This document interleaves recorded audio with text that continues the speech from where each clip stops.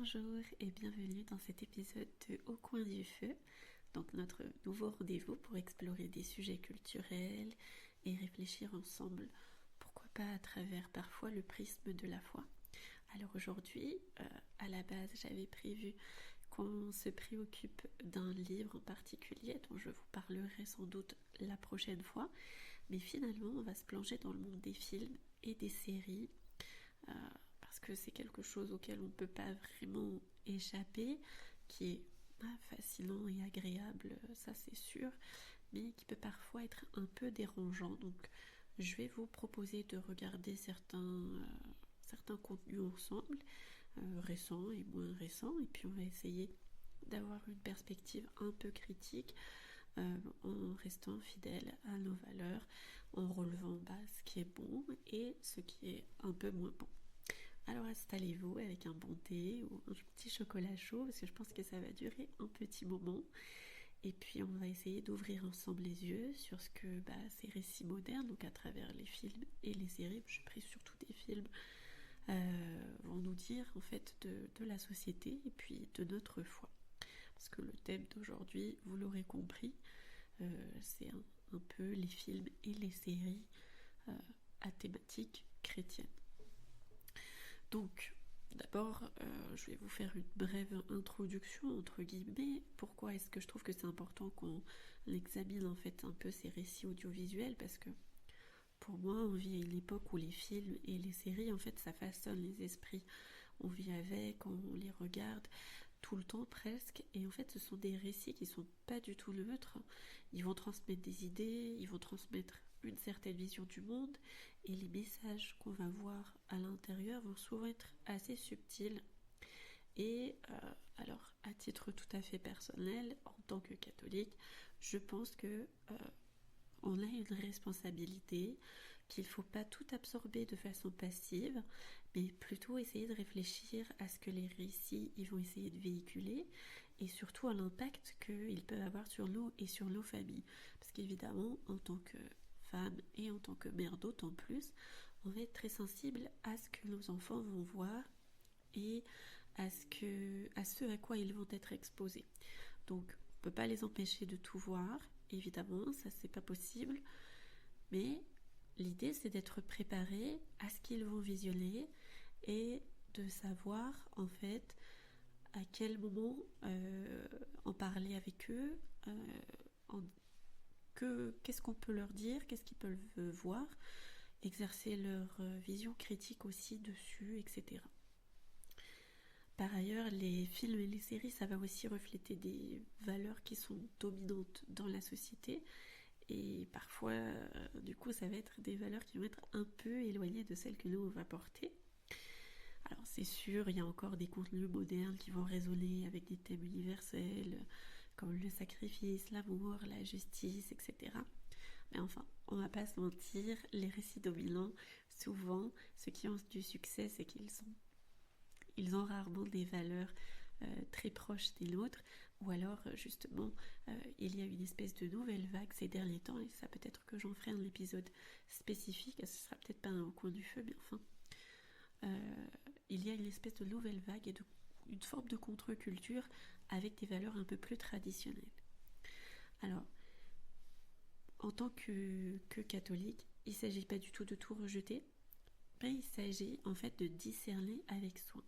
On peut essayer de valoriser des récits qui vont élever l'âme, tout en essayant de dénoncer ceux qui vont corrompre avec certaines valeurs qui nous paraissent malvenues, ou même voire qui vont essayer de banaliser le mal.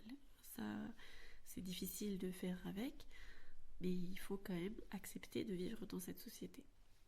Parce que les récits en fait qu'on va consommer, ils vont avoir une influence qui va être très profonde sur notre manière de voir le monde, et surtout quand on va les voir jeunes.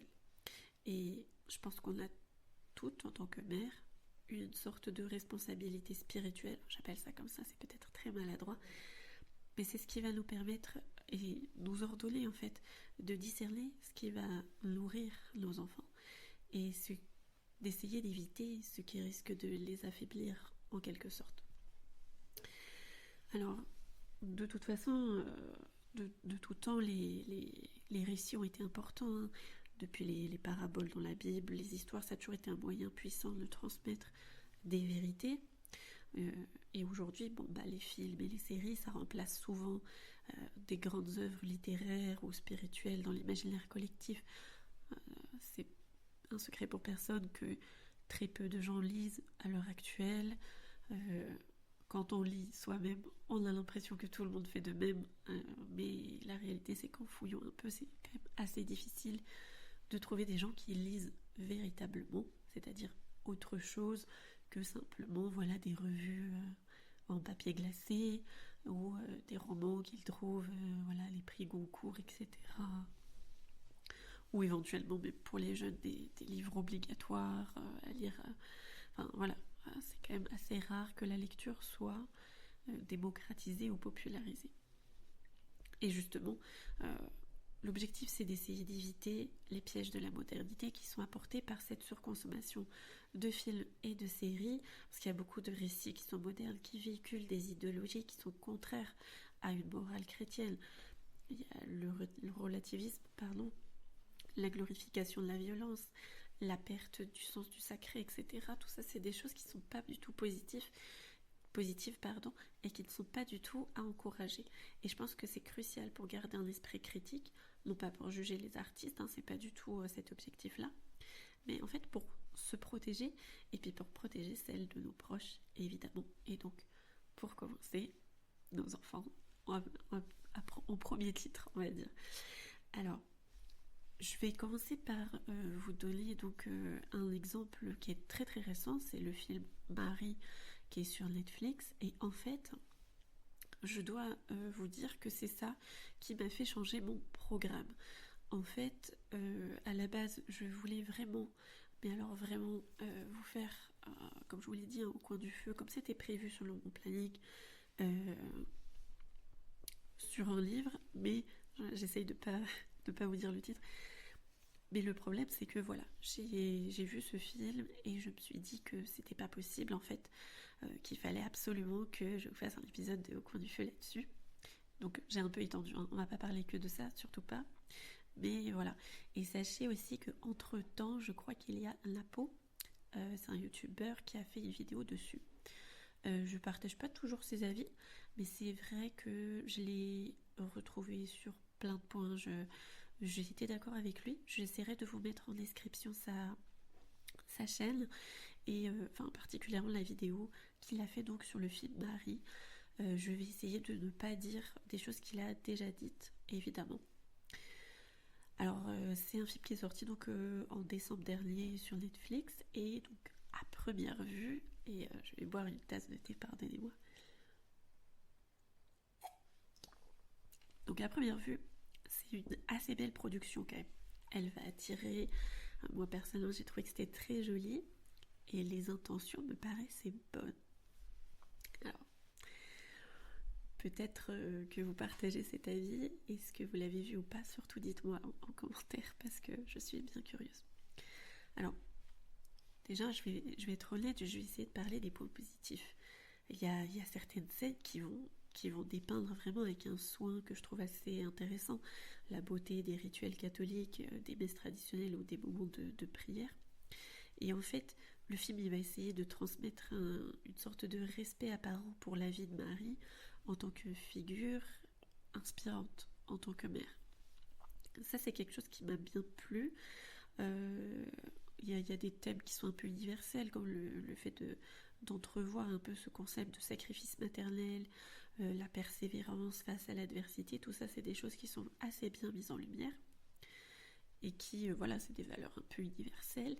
Mais je trouve que, on y trouve son compte là-dedans. Par contre, j'ai trouvé que,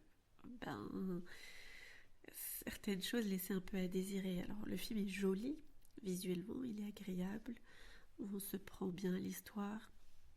Je pense que le directeur photo a été aussi intéressant là-dessus, mais on est parfois dans une vision un peu mondaine de Marie. Je ne sais pas si vous voyez ce que je veux dire. C'est quelque chose qui est centré plutôt sur l'émotion, plus que sur la foi véritable. ça peut donner un message qui est un peu déconnecté en fait des mystères de Marie. Et c'est très dommage parce que c'est ce qui pourtant pourrait apporter, parce qu'un film sur Marie qui soit vraiment parlant et qui révèle un peu de foi, est-ce que c'est possible? Je ne sais pas. En tout cas, je ne sais pas si ça existe et je n'en connais pas. Et j'avais l'impression que là, c'était l'occasion en fait. C'était l'occasion de créer ça. Il y avait du beau matériel, on va dire. Et voilà, ils n'ont pas pris des acteurs connus, ils n'ont pas... Ça pouvait être intéressant. Ah oui, alors ils n'ont pas pris d'acteurs connus, entendons-nous bien, ils ont quand même pris Anthony Hopkins pour jouer Néron, sachant que j'adore Anthony Hopkins et je suis une très grande fan, ce qui m'a aussi poussée à voir le film d'ailleurs. Et voilà, en fait, on dirait plus un film historique, avec certaines libertés qui sont prises, notamment au niveau... enfin, voilà, un film historique, mais avec liberté, et qui est tourné un peu en parallèle de la vie de Marie. Alors bon, certaines scènes, ça va ajouter des éléments qui vont être anachroniques ou des interprétations idéologiques. Ils vont essayer en fait de moderniser Marie pour la rendre plus accessible et aussi plus acceptable. Je pense que leur objectif c'était que tout le monde regarde le film et pas que ce soit que des chrétiens qui le regardent. Et donc ils ont essayé de romantiser. Par exemple, il y a tout, enfin la rencontre. Vraiment, je pense que voilà, ils ont voulu trop en faire. Et bah, finalement, le résultat me paraît être contre-productif. Et je pense que voilà, tous les choix qu'ils ont faits, ça peut en fait essayer de... Enfin, je ne sais pas s'ils ont fait exprès, mais le résultat étant que ça dilue le sens spirituel profond et puis ça crée une confusion incroyable pour les croyants en fait, au bout du compte. Alors voilà, je vais m'arrêter là parce que je voudrais pas non plus trop rentrer dans le détail parce que Napo il a fait une vidéo très courte sur le sujet, mais il en a très bien parlé. Et je ne voudrais pas marcher sur ses plates-bandes en redisant des choses qu'il a déjà dites. Donc je vous invite à aller voir sa vidéo. Je la mets en description, en barre d'infos. Et vous la verrez de toute façon. Mais voilà, c'était un peu... J'ai voulu commencer par là parce que c'était ça qui m'y a poussé un petit peu, c'était ce film-là. Et aussi parce que je trouve que Netflix est typique de tout ce qui révèle en fait une sorte de volonté de modifier la réalité de la foi et du catéchisme pour l'adapter aux masses. Et quand je dis l'adapter, c'est avec des très gros guillemets, parce que la réalité, c'est qu'il modifie la foi pour que tout le monde se dise « Ah oui, mais en fait, je ne peux qu'être d'accord avec ceci, cela. Finalement, la foi catholique ou la foi chrétienne, peu importe, dans ce contexte, ça n'a pas d'importance là. Finalement, pourquoi pas, ça peut me parler, ça a l'air tellement universel, etc. Ça a l'air pas si difficile, ça a l'air tranquille. » Et moi je me rappelle d'une chose, ce film m'a fait penser à ça en fait. C'était que quand j'étais au lycée, notre prof d'histoire géo nous a fait étudier l'Antiquité. Et on a étudié la période historique autour de la vie de Jésus. Donc. Et bien forcément, on a été obligé de parler de la question de la religion. Alors c'était il y a un moment, il n'y avait pas autant de choses que tout ce qui s'est passé ces derniers jours, et là je ne vais pas entrer dans des débats politiques, mais enfin c'était simplement, j'étais pas dans un lycée catholique ou quoi que ce soit, juste vraiment la période historique, tout ce qui se passait autour de cette période et autour de Jésus et de la création de la religion chrétienne en fait, enfin de la naissance de la religion chrétienne. Et je me rappelle que beaucoup, après avoir eu une description je dirais très basique et très binaire de ce qu'était la foi catholique, la foi chrétienne, pardon, auprès de notre prof qui nous avait fait ce résumé bref. Et beaucoup de gens dans ma classe, de mes camarades, et moi-même, je m'étais surprise à penser ça. Enfin, à l'époque, j'avais pas été surprise, mais j'étais tombée d'accord là-dessus. Que en fait, alors je cite, pardonnez-moi, mais que en fait Jésus était un hippie, voilà, parce qu'il prenait l'amour, etc., qu'ils disaient que tout le monde était frères et sœurs, blablabla. Et ils insistaient beaucoup sur cet aspect des choses. Et je suis d'accord, c'est un aspect qui existe, qui est réel, mais il ne faut pas du tout limiter Jésus à ça.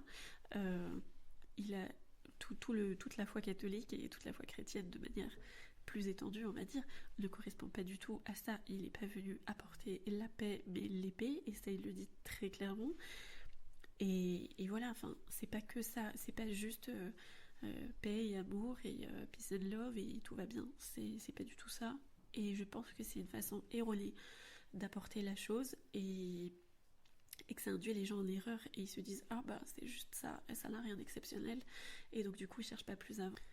Et donc voilà, ça a beaucoup contribué à donner une image erronée du catholicisme et à donner de la chrétienté en manière générale et de donner une image qui ne soit pas la bonne et qui soit un peu décourageante en fait parce que ça semblait dire oh, ok c'est juste ça entre guillemets donc voilà ça n'était pas très engageant et je pense que si je serais personnellement restée là-dessus eh bien, j'aurais peut-être pris un tournant très différent dans la vie. Enfin bon, voilà, c'est ce que m'a évoqué ce film et voilà, si vous voulez en savoir plus, Napo fait vraiment une très bonne analyse sur le sujet, donc je ne vais pas copier ce qu'il a dit en fait, tout simplement. Donc voilà, après il y a d'autres éléments dont je voulais vous parler. Donc il y a une série qui est moderne aussi, qui s'appelle The Chosen. Ah, ça a suscité beaucoup d'engouement dans la sphère chrétienne. Alors je vais encore une fois essayer de commencer par les points positifs. Cette série, elle va rendre les évangiles accessibles à un public un peu plus large, évidemment. Elle va humaniser les personnages bibliques, donc ça les rapproche de nous. Elle permet de se rendre compte que voilà, beaucoup des gens qui étaient dans la Bible, en fait, et dans les évangiles notamment, c'est des gens qui étaient comme nous, en fait, finalement. Ce n'étaient que de simples humains. Jésus mis à part, bien entendu. Alors, et ça va susciter des discussions, en fait, aussi, autour de la foi, et ça dans un contexte qui est, on ne va pas se le cacher, parfois très hostile à la religion, et à la chrétienté, et au catholicisme, à plus forte raison. Ça va donner aussi, peut-être des exemples un peu inspirants. Certains épisodes, ils vont montrer des personnages bibliques confrontés donc à des choix moraux. Ça va parler de valeurs comme l'humilité, par exemple, la foi, évidemment, le pardon. Tout ça, c'est des choses avec lesquelles je ne peux pas être en désaccord. Cependant, je suis quand même en désaccord sur plein de points avec cette série, Elle va prendre des grandes libertés dans l'interprétation des Écritures. Mais ça, c'est quasiment un incontournable quand les gens créent des séries autour du thème de Jésus et plus généralement de la naissance de la chrétienté ou un film autour du christianisme. Globalement, ils prennent des libertés avec les Écritures. Ça peut conduire, en fait, ça peut paraître, voilà, on peut se dire c'est une licence poétique, c'est pas grave, mais en fait ça peut conduire à une dilution ou même à une déformation en fait du message original qui est proposé par les Écritures et qui est transmis par les Écritures et ça va poser un problème. Pour moi, en tant que catholique traditionnel, on va dire, qui essaye de valoriser donc une transmission relativement fidèle des évangiles. Là, quand on voit certains passages, on se dit mais est-ce qu'on a lu la même chose finalement? Et après, bon voilà, évidemment, comme très souvent aussi, ça c'est des reproches qu'on peut faire à The Chosen, mais qu'on peut faire à beaucoup d'autres films ou séries qui tournent autour un peu de la question de la chrétienté, c'est que sous couvert d'une noble intention, en fait, ils font une approche qui est très interconfessionnelle. Et cette approche, en fait, elle brouille les spécificités de la foi catholique. Et je pense qu'en cherchant à plaire à un public diversifié, au bout du compte, on ne satisfait pas certains publics, on n'en satisfait peut-être aucun, ou alors on satisfait seulement ceux qui ne sont pas vraiment portés sur la religion et qui ne connaissent pas leur propre religion, ce qui arrive. Je connais à titre personnel des personnes qui se prétendent catholiques et qui ne savent absolument rien de leur propre religion, qui ne savent même pas que Jésus est Dieu. Enfin, c'est un peu problématique, mais pourquoi pas. Je ne suis pas là pour juger si c'est leur manière de vivre. Ce n'est pas à moi de dire ce qu'ils vont faire ou pas ce qu'ils doivent faire ou penser. Loin de moi. Après, il y a aussi une autre série que j'ai regardée il n'y a pas longtemps, c'était Les Mystères de la foi. Et ça aussi, c'était sûr que j'allais vous en parler parce que c'est encore un problème Netflix en fait. L'a priori, on se dit pourquoi pas. Le synopsis, on se dit, encore une fois, pourquoi pas. On regarde la bande-annonce, on voit que c'est beau. On regarde les premières minutes, on est épaté, c'est joli, c'est bien tourné. Tout est... c'est bien réalisé, c'est bien produit. Comme je vous le disais tout à l'heure, les détails sont soignés. Et par contre, il y a toujours un mais. C'est ça qui est dommage. Donc, à la base, Les Mystères de la foi, c'est une série qui propose de s'intéresser aux reliques chrétiennes, et particulièrement les reliques catholiques.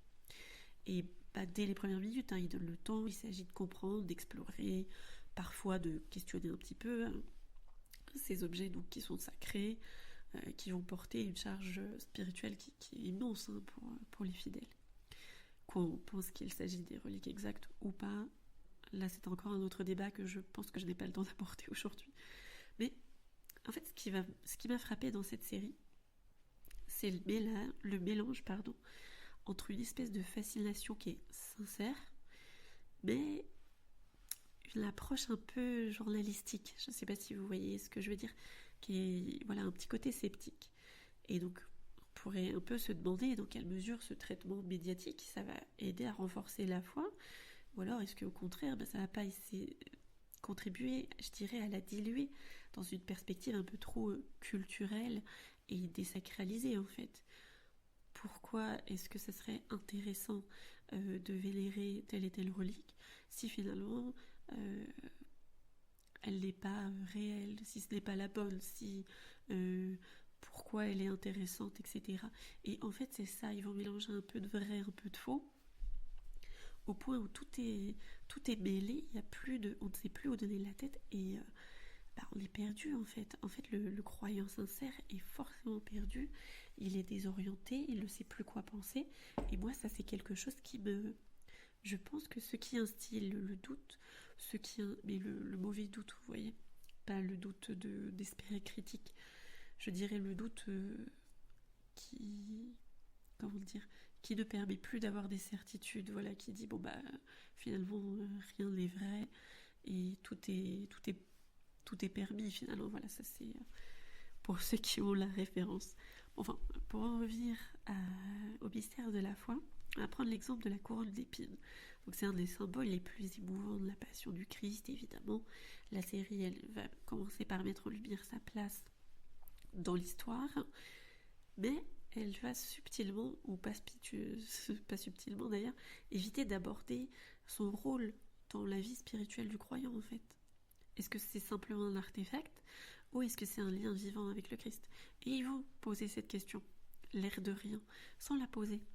Et en tant que catholique, évidemment, on est appelé à réfléchir à l'importance des reliques dans notre propre foi et surtout à leur capacité à nous rapprocher du divin.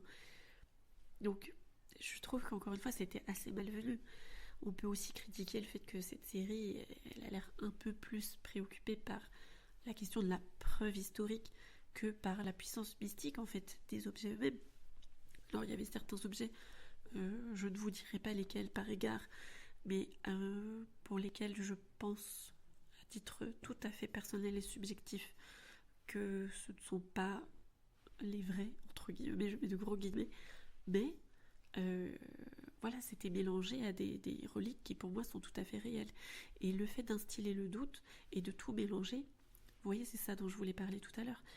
C'est un regard qui n'est pas... alors, ils vont arguer, certainement, que c'est un regard qui va être purement factuel. Mais moi, je trouve que, évidemment, on ne peut pas se permettre de parler de ça en manquant de profondeur, en fait, en manquant de profondeur spirituelle, mais aussi sans rendre justice à la richesse des traditions catholiques.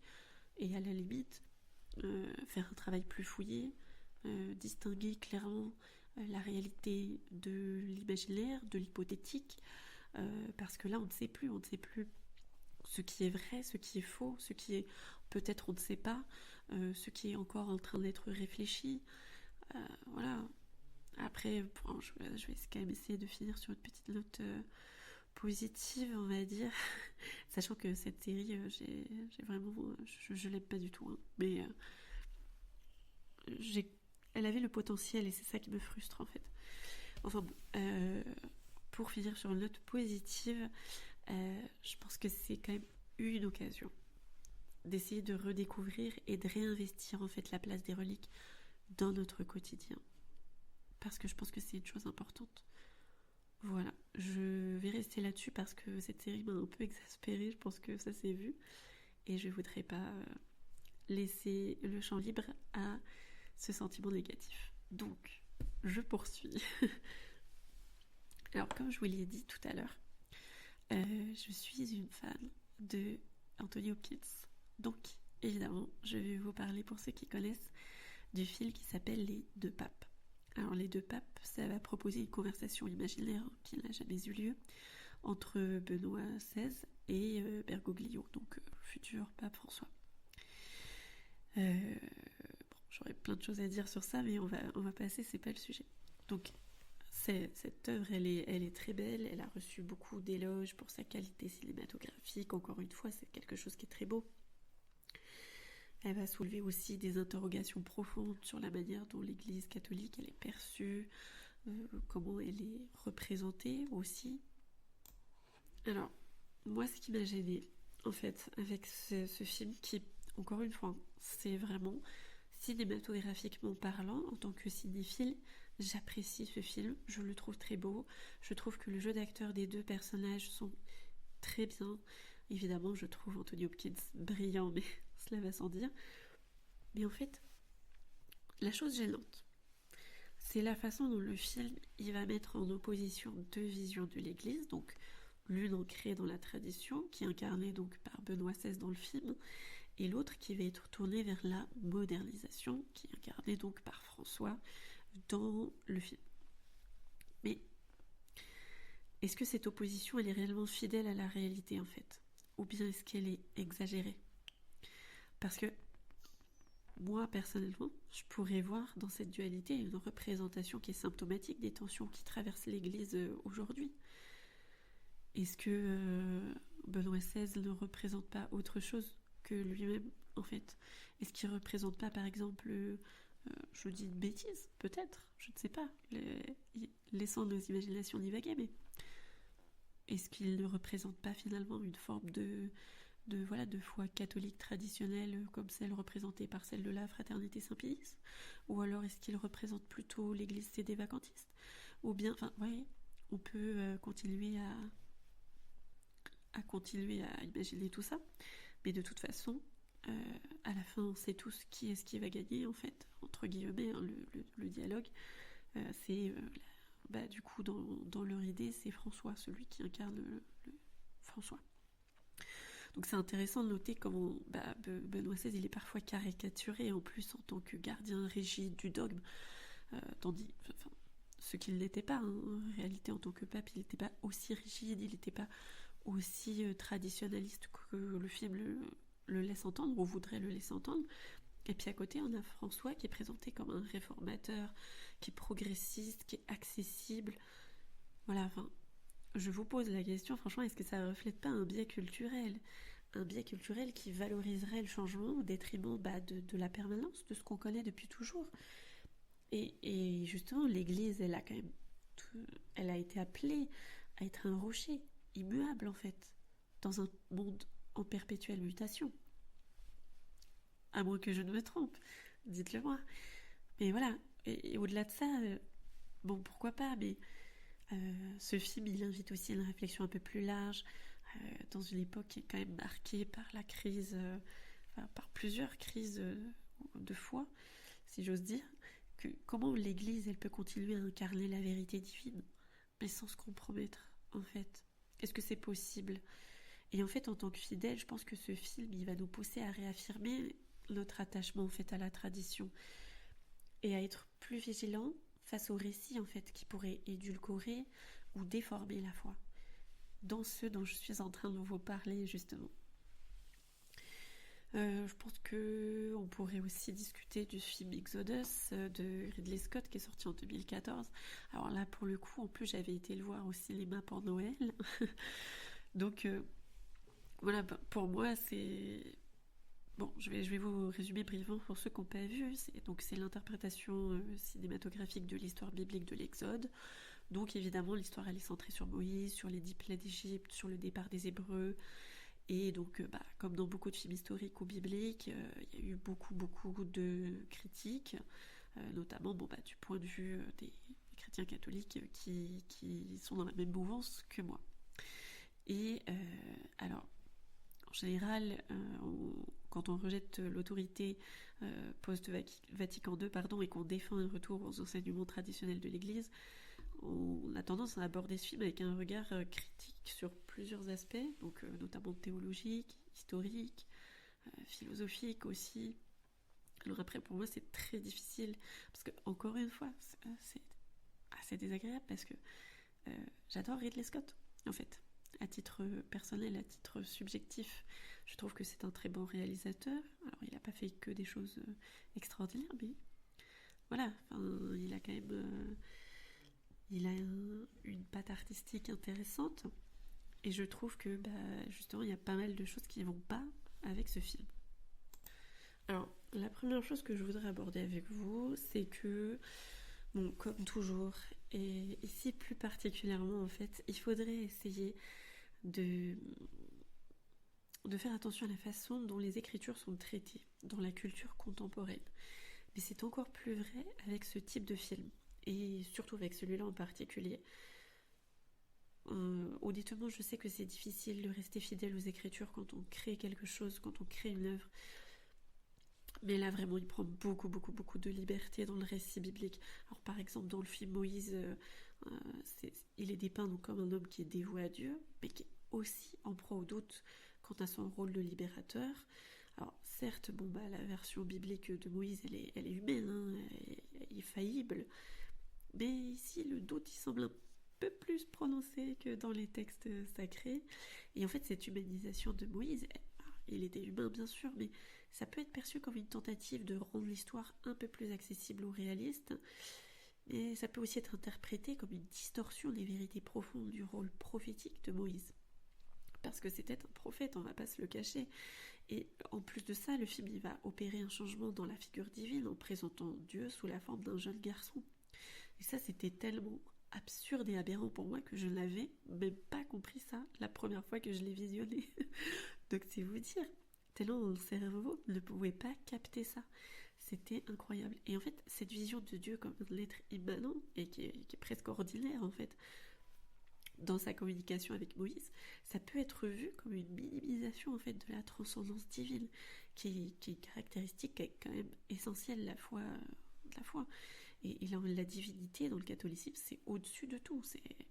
Elle est mystérieuse, elle est infiniment supérieure à l'homme. Et c'est une réalité qu'en fait, le film, il semble un peu altéré, je trouve. Quand je vous dis que j'ai vraiment pas compris que c'était Dieu, j'ai vraiment pas compris. Il a fallu qu'on me le réexplique plusieurs fois. Parce que pourtant, je suis très bon public d'habitude, enfin, même d'ordinaire, de manière générale. Mais là, j'avais pas du tout capté. C'était beaucoup trop... mon cerveau a bugué, en fait, tellement ça me paraissait abracadabra. Enfin bref. Un autre aspect qui me dérange un peu, c'est la tendance à minimiser le rôle du Dieu, de seul Dieu, en fait, dans le film. C'est-à-dire, je m'explique. Plutôt que de représenter un Dieu unique et tout-puissant, comme dans le récit biblique, le film il va donner une place assez importante à des phénomènes naturels pour expliquer les événements miraculeux, y compris donc les 10 plaies d'Égypte. Par exemple, certaines des plaies, elles sont justifiées par des causes naturelles, comme des tsunamis ou des tremblements de terre. Et ça pourrait paraître anodin, mais ça va s'apparenter davantage à une explication rationaliste et matérialiste de ce qui est censé être des interventions divines directes en fait. Et cette approche, elle est problématique parce qu'elle va tendre à effacer l'aspect miraculeux des événements, qui est un élément fondamental donc de la foi. Alors, il y a une façon de traiter en fait les choses. Je pense qu'il y a une façon de traiter les choses qui va être pourquoi pas intéressante à tel et tel niveau, de se dire oui, Dieu a fait un tsunami, ok, mais là on n'aurait pas dit que c'était présenté comme ça, c'est plus il y a eu un tsunami. Enfin, je sais pas comment expliquer, c'est très subtil la nuance, mais elle existe et c'est ça qui est important en fait. Et le film, il semble aussi suggérer une espèce de relativisme religieux partout, en fait, en rendant certains dieux égyptiens presque aussi puissants que le dieu d'Israël dans le film, en fait. Ce qui est clairement incompatible avec la doctrine qu'enseigne que seul le Dieu de la Bible est le vrai Dieu. Et en fait, ce relativisme, il est tout le temps exacerbé par la manière dont les miracles et la providence sont interprétés dans le film. Ça laisse pas une place claire à la primauté du Dieu chrétien, mais ça laisse une espèce de petit goût amer et une vision un peu floue de ce qu'est la religion et encore plus de ce qu'est la religion chrétienne. Alors je comprends, entre guillemets, la volonté artistique et l'objectif artistique de faire ça, mais je ne peux pas être d'accord du tout. Un des autres points, en fait, et plus généralement pour les... Enfin, bon, je reprends. Blabla. L'un des autres points sur lesquels je voudrais venir par rapport à la critique, c'est que il y a aussi des libertés qui sont historiques qui ont été prises. C'est-à-dire que l'histoire de l'Exode, c'est un événement qui est central dans la foi chrétienne parce qu'elle préfigure en fait le salut à travers le Christ. Et en tant que personne attachée à la tradition, je vois ces libertés historiques, j'entends comme une tentative en fait de réduire la portée spirituelle du récit au profit d'une narration complètement dramatique. Et voilà, encore une fois, il prend des libertés avec les personnages, avec les événements historiques, non seulement donc en ce qui concerne la représentation de Moïse et de Pharaon, mais aussi en omettant des aspects importants en fait du récit. Par exemple, la révélation de Dieu à Moïse par le buisson ardent, qui est dans la Bible, ça va représenter un moment divin profondément significatif. Ça va être en fait relégué à une espèce d'interprétation un peu psychologique où Moïse en fait aurait des visions, on sait pas trop s'il faut l'interner en hôpital psychiatrique ou quoi, enfin, c'est un peu bizarre. Franchement, je trouve ça un peu bizarre la façon dont c'est présenté et j'ai pas trop aimé ça. Bon, je vais conclure un peu vite fait sur ce film en fait parce que la vision du monde qui est véhiculée par ce film, c'est un peu une déconstruction des vérités sacrées plutôt que de présenter l'Exode comme un événement miraculeux qui est orchestré par Dieu. Bon bah le film de Ridley Scott, il va offrir une interprétation humaniste et une interprétation rationaliste. Et cette approche, donc elle atténue forcément la grandeur divine et elle va réduire les événements à des explications qui sont naturelles, qui sont, comme on a dit, psychologiques. Ça va dénaturer le sens profond de l'histoire sainte, ça va faire fi de la puissance de Dieu et puis surtout, ultimement, de la signification spirituelle du texte biblique. Alors bon, faut pas oublier que bon, c'est avant tout une œuvre cinématographique, que sa finalité, c'est pas nécessairement de transmettre une vérité religieuse qui soit conforme à la doctrine catholique, mais quand on est vigilant en fait sur l'interprétation des Écritures, on peut être déçu par la façon dont les événements sont dépeints dans ce film, voilà. Et bon, moi je préfère me tourner vers des interprétations et des adaptations qui respectent un tout petit peu plus rigoureusement le texte biblique et qui vont rester du coup fidèles à l'enseignement divin. Mais bon, après, pour ceux qui ont vraiment du mal, ça peut quand même servir de point de départ pour des discussions sur l'importance de rester fidèle à la vérité biblique, du coup, se méfier des tentatives de rationalisation de la foi chrétienne, etc. Ben après, par contre, voilà, pour ceux qui sont un peu plus attachés à la tradition, Exodus, ça peut être un peu vu comme un exemple de l'évolution problématique en fait des représentations culturelles modernes de la religion et en particulier de la religion catholique. Et de la même façon, on va rester dans les films très très connus. Et celui-là, il est sorti la même année, en 2014, il me semble. Je veux parler du film Noé. Donc je vais de nouveau faire ma petite fan parce que alors, j'avais déjà vu le film de Darren Aronofsky sur la drogue, là je ne sais plus comment il s'appelle. Bon, peu importe, vous me le direz en commentaire. Mais au final, je l'avais trouvé très flippant, très tordu, et il m'avait fait me sentir pas bien du tout. Mais j'ai retenté l'expérience en voyant le film Noé, parce que il y avait Emma Watson, et que bon, je l'aime bien, mais à culpa. Donc du coup, en tant qu'actrice, hein, j'entends, en tant que personne, je ne sais pas du tout ce qu'elle dit à titre privé ou quoi que ce soit, donc je ne saurais vous dire. Mais voilà, je me disais, ça peut être intéressant. C'est une histoire biblique qui a été longtemps réinterprétée, réadaptée. Le déluge, hein, j'entends, mais ça pouvait prendre des libertés, en fait. Ça pouvait être intéressant de le revoir. Donc, Noé. Donc, évidemment, il va prendre des libertés. Encore une fois, hein, par rapport au texte sacré, c'est une œuvre qui est intéressante, mais surtout, voilà, elle est un peu perturbante aussi. Donc évidemment, sur le plan visuel et émotionnel, le film est grandiose. C'est peut-être aussi un des avantages parce que justement, ça en met plein les yeux et ça nous fait plus réfléchir. Il va y avoir beaucoup d'interprétations et de choix artistiques qui vont aller à l'encontre de l'enseignement traditionnel catholique, hein, bien sûr. Ça peut être perçu comme une version un peu révisée et humanisée en fait du récit biblique. Et évidemment, ils vont modifier des éléments clés et conserver quasiment que l'idée principale du déluge à la fin. Alors, dans la Bible à la base, Noé est décrit comme un homme qui est juste aux yeux de Dieu et qui, par sa fidélité et son obéissance, va sauver sa famille et l'humanité d'un déluge divin. Dans le film, maintenant, Noé, c'est un personnage qui est beaucoup plus complexe, voire ambigu, voire sombre. Il est présenté en fait comme un homme qui est en proie à des doutes moraux, à des questionnements intenses sur la volonté de Dieu. Et c'est illustré souvent par la manière dont il va interpréter l'ordre divin de sauver l'humanité et ses préoccupations concernant la pérennité de l'humanité. Et alors, cette vision de Noé qui est un peu tourmentée, pas très sûre de lui, elle n'est pas conforme à l'image d'un homme qui est juste, pleinement soumis à la volonté divine, cela va sans dire. Mais donc du coup, elle n'est pas fidèle à ce qui est décrit dans les Écritures. Cette représentation, pour moi, c'est une déconstruction du modèle de sainteté où l'homme, en fait, en tant qu'homme, il devient plus un héros humain, en fait, qu'un instrument de Dieu. Parce que Noé, il était tellement juste, en fait, qu'il était presque plus seulement lui, je ne sais pas comment dire. C'est très maladroitement dit. J'espère ne pas commettre d'impair.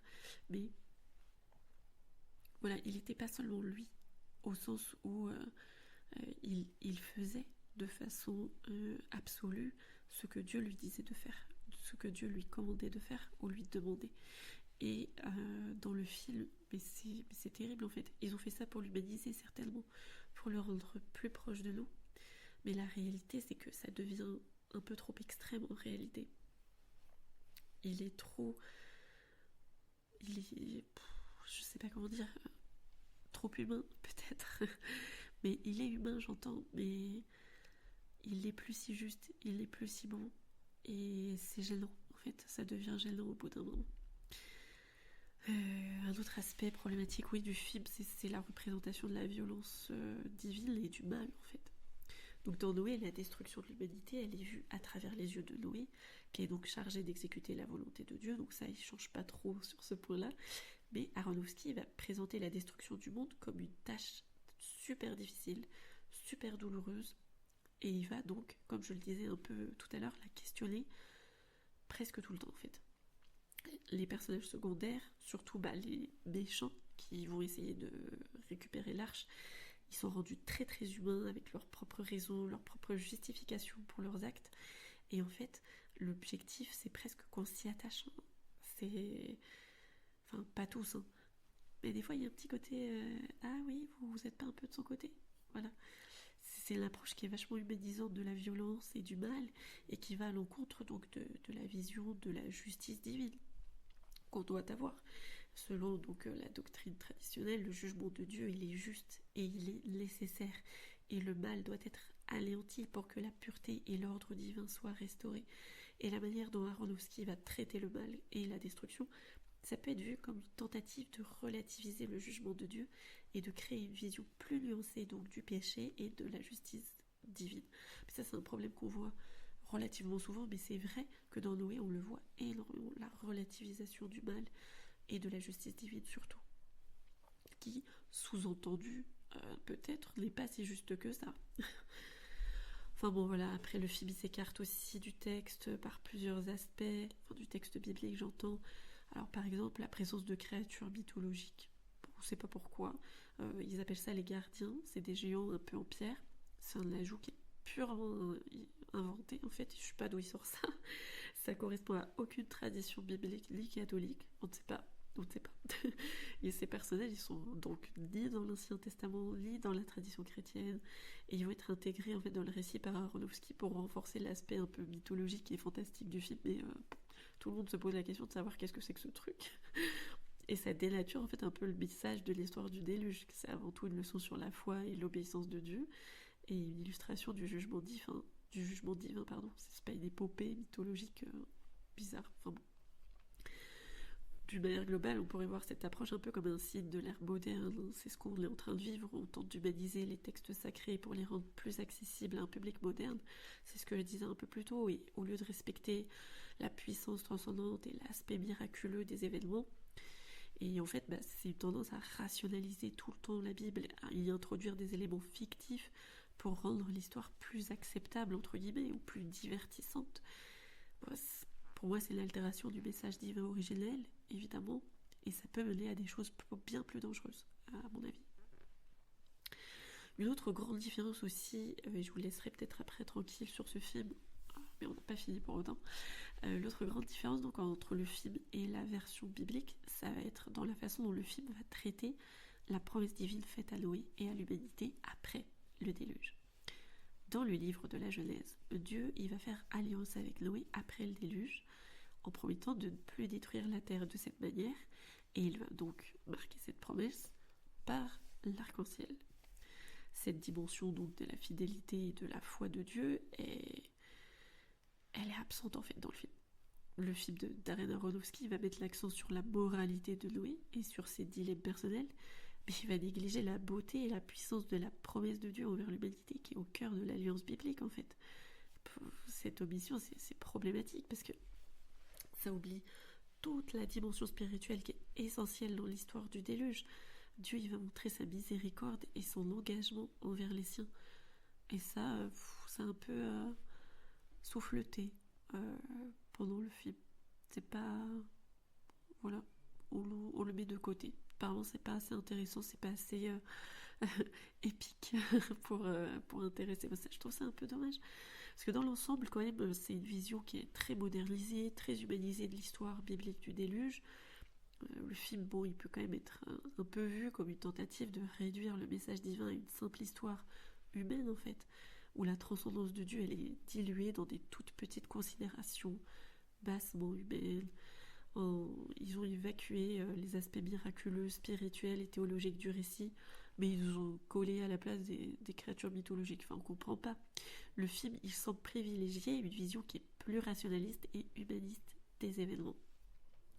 Alors bon, pour ceux qui s'intéressent à la foi catholique traditionnelle, il est essentiel de se rappeler que le récit biblique du déluge, c'est bien plus qu'une simple histoire de destruction et de survie. C'est une leçon sur la justice divine, sur la miséricorde de Dieu et sur la fidélité à ses commandements, surtout.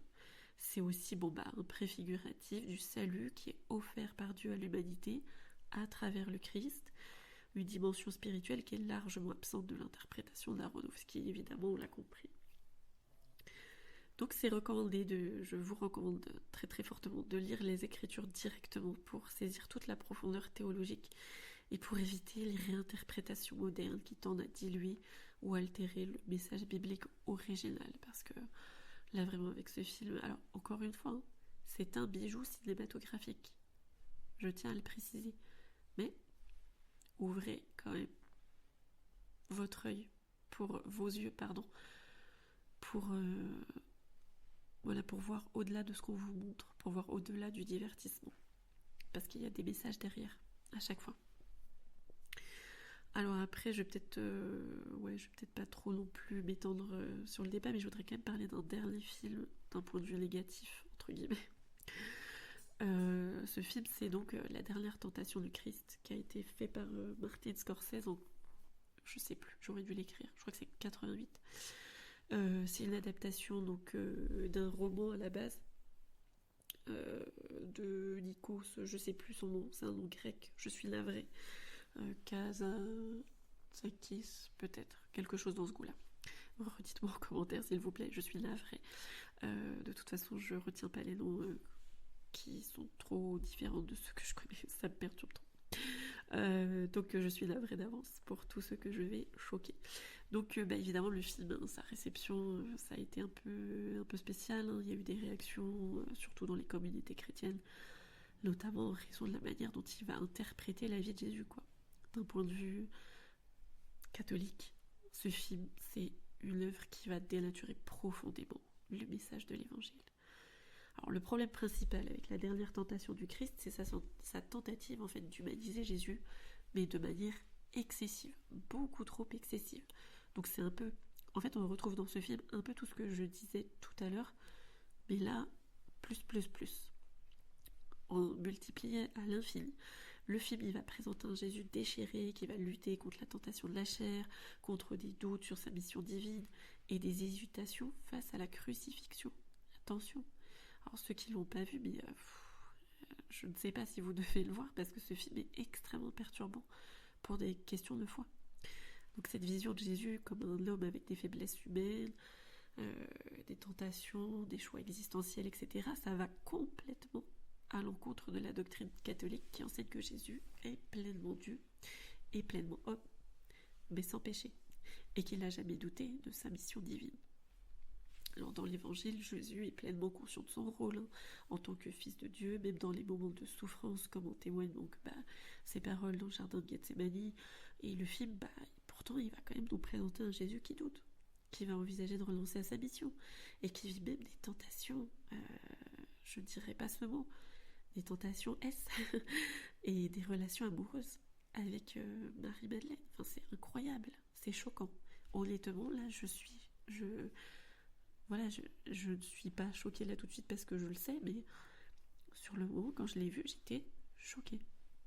Et ce type de représentation, ça peut être vu, moi je le vois comme une attaque à la divinité du Christ. Hein. Ça suggère que Jésus il pourrait avoir des faiblesses humaines au même titre que vous et moi. C'est très choquant. Enfin, j'ai du mal avec cette idée personnellement, et je pense que en tant que catholique, on ne peut qu'avoir du mal avec cette idée. Enfin voilà, ça c'était vraiment le concept même du film, en fait, quelque chose à la base qui va pas. Ensuite, l'autre point, c'est que le film, il va présenter une vision de la crucifixion comme étant une forme de tentation, je mets des guillemets, ultime en fait pour Jésus qui à un certain moment va choisir de fuir la croix et de vivre une vie normale avec Marie-Madeleine. Je mets normal avec des guillemets aussi. Et en fait, mais ça minimise totalement l'importance du sacrifice du Christ. Selon donc la doctrine catholique, la crucifixion, c'est pas simplement un événement de souffrance physique, c'est un acte rédempteur ultime qui a été choisi librement par Jésus pour sauver l'humanité du péché. Et en dépeignant la crucifixion comme une tentative échouée en fait, et en présentant la vie de Jésus comme une série de dilemmes émotionnels et existentiels, le film, il dénature la grandeur de ce sacrifice et de la mission rédemptrice du Christ. Voilà. Moi, je trouve que cet aspect également, c'est vraiment tout aussi choquant, en fait, que ce dont on a parlé un peu plus haut, dont je ne reparlerai pas. Parce que... Après, voilà, il y a des scènes dans lesquelles Jésus va succomber à la tentation, comme toutes celles où il a une vision où il a des visions d'ailleurs de sa vie alternative, notamment une vie de famille avec Marie-Madeleine, etc. et tout ce que ça engendre.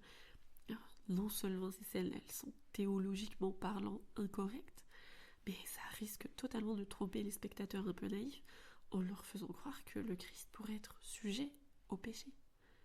Mais Jésus est parfaitement saint et sans péché. Et même s'il a été certes tenté, comme par exemple dans le désert, il n'a jamais cédé à la tentation.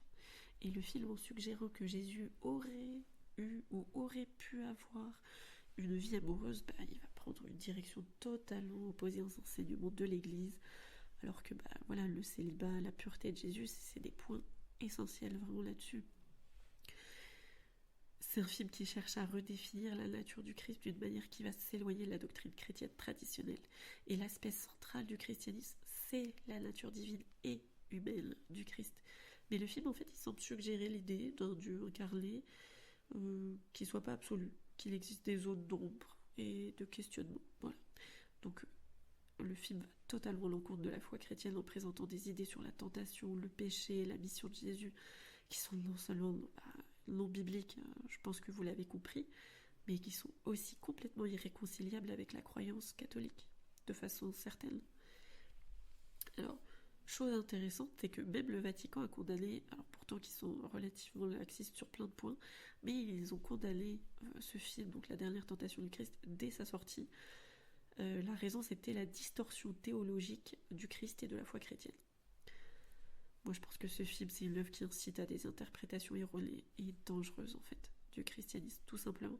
Il va présenter une vision de Jésus qui manque de dignité divine, qui semble trop humain dans le sens où ses choix sont représentés comme incertains ou comme mauvais. Et cette humanisation excessive, c'est une manière de dépouiller, entre guillemets, le Christ de sa nature divine. Encore une fois, on relativise, on l'humanise perpétuellement. Mais là, avec le Christ, c'est toujours plus grave. Et l'objectif qu'il ne nous dévoile pas d'habitude, mais qu'il a est clair et quasi avoué, c'est de le réduire à une figure mythologique, une sorte de personnage historique ordinaire, parce qu'ils ne peuvent pas nier qu'il a existé historiquement. Et du coup, voilà, ils essaient juste de le réduire à quelque chose qu'il n'est pas. Et ça marche pas, c'est une hérésie en fait. Je pense que c'est une hérésie. Donc voilà, ce film, il représente Jésus d'une façon terriblement humaine, avec des faiblesses, des tentations, tout va lancer à l'encontre de l'enseignement chrétien traditionnel. Pour moi, c'est une distorsion de la vérité révélée, une tentative de redéfinir Jésus à l'aune d'une sorte de psychologie moderne et de la fiction divertissante, encore une fois, ce genre d'interprétation. Donc non seulement ça remet en question les fondements de la foi, mais ça induit également une vision erronée du Christ et de sa mission rédemptrice pour ceux qui le connaissent comme pour ceux qui ne le connaissent pas. Et quand on est catholique, c'est essentiel de se tourner vers les Écritures, vers la tradition, pour comprendre en fait la véritable nature du Christ, qui est à la fois pleinement divin et pleinement humain, sans compromis ni confusion. Voilà. Alors, je vous ai beaucoup parlé de films qui ne me conviennent pas, mais parlons d'un film qui a profondément marqué la culture chrétienne contemporaine, mais qui a quelque chose de positif à apporter. Je pense que vous me voyez venir, je veux parler bien sûr de La Passion du Christ, qui a été réalisée par Mel Gibson en 2004. Dites-moi si je ne dis pas de bêtises dans les commentaires, s'il vous plaît. Alors, pourquoi déjà ce film est unique à mes yeux ? D'abord, c'est qu'il offre un réalisme qui est brutal, mais qui est nécessaire. Le film, il va montrer la souffrance du Christ d'une manière qui est intense. Et c'est ça qui va nous permettre de nous rappeler du prix de notre rédemption. Il va mettre en scène une violence physique et émotionnelle qui est terriblement choquante. Mais c'est ça qui va refléter la réalité historique de la Passion, en même temps. C'est aussi un film qui a un profond respect pour la foi catholique, ce qui est très rare de nos jours, ce qui est très rare dans les films de manière générale. Les dialogues sont en araméen, en latin et en hébreu, ça va rendre le film assez fidèle à l'époque. À titre tout à fait personnel, je trouve que l'araméen est très joli, mais je n'ai jamais réussi à l'apprendre. J'ai plus de facilité avec le latin et l'hébreu, paradoxalement. Mais avec l'araméen, j'ai essayé, je vous l'avoue, je ne suis pas compétente. Voilà, c'est un de mes défauts. Peut-être qu'un jour, je m'y remettrai un peu plus sérieusement. Pour l'instant, ça n'a pas été un très grand succès. Et puis la mise en lumière de la Sainte Vierge comme co-rédemptrice, elle est émouvante et elle est belle, et c'est rare qu'elle soit portée de la manière dont c'est fait dans ce film, voilà. Alors après, on peut essayer de faire quelques petites critiques, voilà, on peut estimer qu'il y a une violence extrême qui peut détourner l'attention du message spirituel, voilà, mais bon, après, moi, je reste sur un avis très, très positif de ce film, et je pense que quand on médite sur la Passion, ça peut être une expérience profondément transformante de regarder le film en conscience, en fait. Bon, évidemment, c'est un film qui va demander une certaine forme de préparation spirituelle, mais ça peut devenir un outil, en fait. Ça peut devenir un outil de méditation pour penser, en fait, et se plonger et vivre, en fait, cet événement. Moi, si vous l'avez vu, euh, je serais ravie de lire vos témoignages dans les commentaires pour cette œuvre comme pour toutes les autres, d'ailleurs, dont j'ai parlé ou que j'ai simplement évoqué parfois. Euh, voilà, c'est intéressant. Alors pour finir sur mon opinion sur ce film, je trouve aussi que c'est génial de le voir avec la version originale, avec les dialogues dans les langues originales, et je trouve ça juste dingue. Rien que voilà le travail que ça a demandé de recherche, voilà, c'est quelque chose qui est artistiquement beau, qui est réussi, et en même temps qui respecte la foi, et ça c'est essentiel aussi. Alors après, par contre, je vais pas vous laisser sur ça, je voudrais quand même vous donner un peu des... J'ose espérer que je puisse appeler ça des astuces, mais je ne sais pas. Disons plutôt des suggestions pour discerner en fait.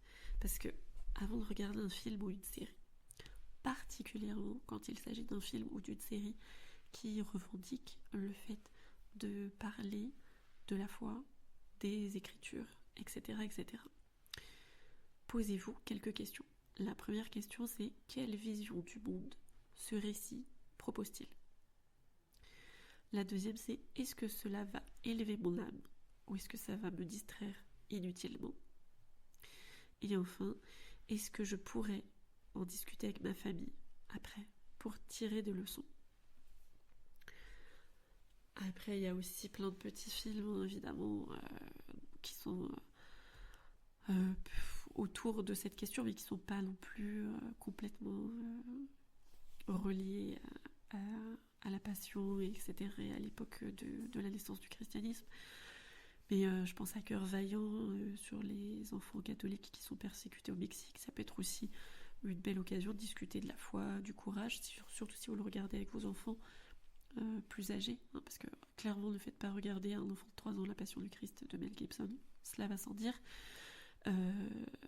Mais pour tout, en fait, réfléchissez bien à ce que vous faites regarder à vos enfants. De toute façon, je pense que c'est évident. Mais bon, après, aujourd'hui, il y a quand même des créateurs indépendants qui vont produire des films et des séries en dehors de Hollywood. Alors, c'est souvent avec des budgets modestes, mais avec une espèce d'authenticité quand même un peu parfois. C'est important de les soutenir. Voilà, partagez dans les commentaires si vous en avez, si vous en connaissez des belles œuvres qui respectent la foi. Même si elles n'ont pas forcément un budget mirobolant, on s'en fiche. L'important, c'est de valoriser les créateurs indépendants qui font des belles choses. Concernant les messages et les messages cachés aussi, parce que ça c'est quand même assez important. Là je vous ai parlé de films et de séries où rien n'était caché en fait, parce que c'était clair que ça parlait des écritures, etc. Mais il y a aussi des œuvres dans lesquelles les références religieuses dans le bon sens ou dans le mauvais sens, et souvent c'est dans le mauvais sens, sont légion en fait. Et donc c'est pour ça que je voudrais vous parler de Verbum Vicit. C'est un youtubeur qui fait surtout des lives que je trouve intéressants. Il décortique beaucoup de signes que l'on ne voit pas nécessairement. Alors il parle pas que de films, il parle de tout, en fait, de tout et rien, parfois d'affiches, parfois de concepts. Allez le voir. Je suis pas d'accord avec tout ce qu'il dit, hein. Encore une fois, il y a des choses qui interrogent mon intellect, bien sûr, et j'espère que vous aussi vous vous interrogez tout le temps. Mais voilà, encore une fois, il fait du bon travail par ailleurs sur beaucoup de choses. Donc si vous faites fonctionner votre esprit critique, bah, c'est comme pour tout, hein. De toute façon, je vous enjoins très très fortement à aller voir Verbum Vicit. Mais bon, après, encore une fois, de toute façon, on peut pas s'empêcher de consommer entre guillemets ou de regarder ou de lire des choses qui sont pas parfaitement catholiques. Sinon de nos jours on ferait rien du tout, on n'aurait aucune distraction. Donc il y en a qui font ça certainement, mais c'est pas la vie que j'ai choisie. Moi j'ai choisi une vie un peu ancrée dans le monde en fait, sinon je me serais je serais allée dans les ordres, hein, je me serais faite sœur. Mais là, en ayant choisi de vivre dans le monde, on est obligé, en fait, un peu de consommer ces choses-là, voilà, de vivre avec, au moins. Donc, je suis pas intégriste, entre guillemets, mais voilà, on va consommer ce genre de choses. Que ce soit à vocation spécifiquement ou officiellement ou implicitement ou pas chrétienne, ou que ça parle de foi exprès ou pas, on va consommer ce genre de contenu. Et je pense que ce qui est surtout important, ça va être de garder son esprit de discernement. Si on a le temps de faire des recherches, de se renseigner, pourquoi pas, hein. Je pense que c'est clairement ce qui fait Verbum Vicit, hein, c'est son travail. Mais voilà, l'autre chose importante à faire, c'est quand même d'essayer de réfléchir et de se poser des questions, et pas de juste absorber passivement tout ce qui tombe sous vos yeux, sous vos oreilles. C'est pas possible. Voilà, je pense que je vous laisse avec cette pensée, hein, parce que je pense que notre rôle en tant que catholique, c'est pas de fuir la culture, c'est de la transformer de l'intérieur. Alors, j'ai vu l'autre jour aussi une vidéo d'une jeune fille qui n'était pas catholique, mais qui déplorait, je me souviens plus, si je me souviens, je vous le mettrai en commentaire épinglé, ou si je la retrouve, mais elle déplorait le fait qu'il existe une contre-culture qu'elle estimait évidemment très très négative, parce que c'était une contre-culture de gens qui étaient catholiques, qui avaient des visions traditionnelles sur la famille, sur le foyer, ce genre de choses. Donc évidemment, ça ne lui plaisait pas.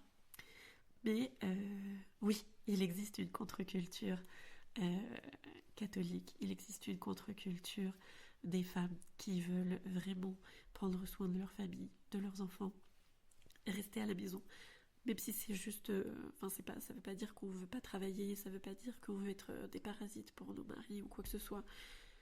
Mais oui, il existe cette contre-culture, et elle prend de plus en plus de place dans l'art, dans dans l'information aussi, dans le divertissement de manière générale. Mais je pense que c'est important qu'on valorise en fait ça, et peut-être qu'on en reparlera du coup, parce que je pense que ça peut être très bénéfique qu'on se rende compte qu'il y a tout un écosystème et qu'on n'est pas seul avec nos idées. Voilà. Donc soyons critiques, mais soyons aussi constructifs. Encourageons les récits et les œuvres qui vont élever notre âme, et sachons discerner ceux qui nous éloignent de Dieu. Voilà. Ce que j'aimerais beaucoup que vous fassiez, c'est que, alors bon, déjà, si vous avez aimé cette vidéo, likez, commentez, partagez, mais surtout partagez vos propres coups de cœur ou vos préoccupations dans les commentaires par rapport aux films dont j'ai parlé, mais aussi à ceux dont j'ai pas peut-être parlé mais que vous jugiez importants. Peut-être que je referai un épisode de Au coin du feu sur un peu la culture audiovisuelle et pas seulement les livres, si ça vous intéresse vraiment. J'aimerais aussi beaucoup que celles et ceux qui connaissent des œuvres qui sont inspirantes et qui méritent qui méritent une analyse catholique, eh bien, n'hésitez pas à me les transmettre en commentaire, parce que j'aimerais beaucoup déjà enrichir ma propre culture cinématographique en voyant ce que vous me proposez, et puis que comme ça on peut créer un environnement de partage où on peut justement un peu diffuser des films intéressants, ou s'attaquer entre guillemets à des films qui peut-être ne présenteraient pas le bon visage de notre foi que nous souhaiterions voir diffuser. Voilà, merci beaucoup d'avoir été avec moi autour de ce petit feu virtuel. J'espère que vous serez toujours éclairés par votre foi, et que vous avez apprécié ce petit moment ensemble. Je vous dis à très bientôt pour un nouvel épisode, et d'ici là, beaucoup de bonheur à vous.